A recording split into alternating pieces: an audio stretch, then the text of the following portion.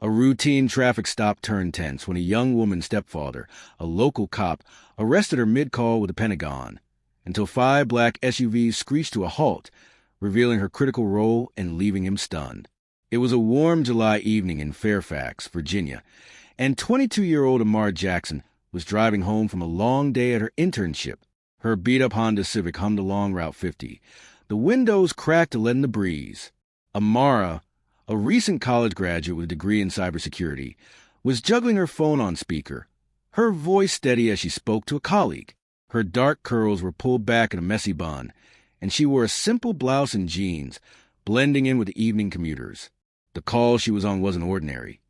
It was a secure line to a Pentagon official discussing a classified project she'd been cleared to work on as part of her internship with a defense contractor. Amara's stepfather, Officer Greg Thornton, a 15-year veteran of the Fairfax County Police Department, was on patrol that night. Thornton, a white man in his late 40s with stocky build and a no-nonsense demeanor, had never warmed to Amara. Their relationship had been strained since he married her mother 5 years earlier. He saw Amara as defiant, too independent for her own good, and he wasn't shy about saying so. Amara, for her part, kept her distance, focusing on her studies and her career. As Amara drove, her phone conversation grew intense. "I'm telling you, the encryption protocol needs another layer," she said, her voice clipped but professional. "The vulnerability we found in the last audit could be exploited if we don't." Her words were cut off by the flash of red and blue lights in her rearview mirror. She glanced up, her heart sinking. She hadn't been speeding, and her taillights were fine. She'd checked them that morning. But the police cruiser was right behind her, its siren giving a short blip. Amara sighed, easing her car onto the shoulder. She kept her phone on, muting her end of the call, but leaving the speaker active.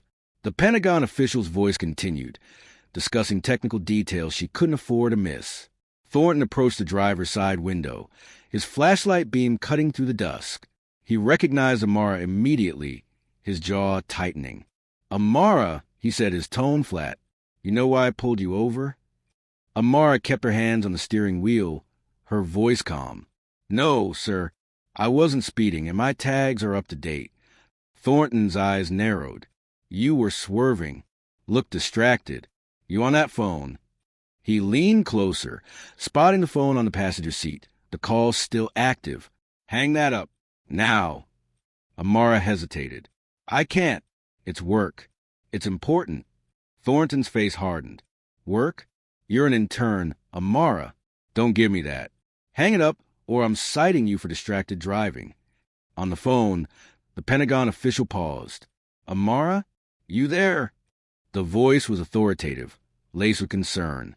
Amara unmuted briefly. "I'm here, sir. I've been pulled over. I'll need a minute." Thornton's patience snapped.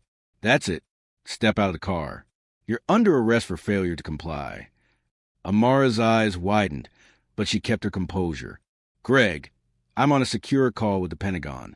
You can't." "Don't Greg me." He cut her off, opening her car door. "Out. Now." Amara stepped out, her phone still in her hand. The call active. She held it up, her voice steady. "Sir, I'm being detained by an officer. I need to stay on this line."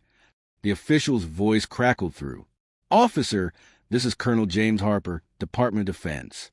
This individual is on a classified call critical to national security. I need you to identify yourself." Thornton froze for a moment, caught off guard, but his skepticism won out. "Nice try, Amara. You think I'm falling for some prank call? Turn that off, or I'm adding resisting arrest." He reached for a phone, but Amara pulled it back, her voice firm. "I'm not resisting. I'm telling you this is a Pentagon call. You need to stand down." Thornton's face reddened. He grabbed her wrist, cuffing it with a quick motion. "You're done talking. You're coming with me." Before Mara could respond, the sound of engines roared in the distance. 5 black SUVs sped onto the scene, their tires screeching as they surrounded Thornton's cruiser. Men and women in dark suits spilled out, their badges glinting under the streetlights. One of them, a tall woman with a commanding presence, approached Thornton, her ID held high. Agent Lauren Brooks, Department of Homeland Security. Release her immediately. Thornton's hand froze on the second cuff, his eyes darting between the SUVs and Amara. What the hell is this? Brooks didn't blink. This is a federal matter. Amara Jackson is a cleared contractor working on a classified project. You're interfering with a Department of Defense operation. Uncuff her. Now! Thornton hesitated, his grip loosening. Amara stood tall, her expression calm but unyielding. She spoke into the phone.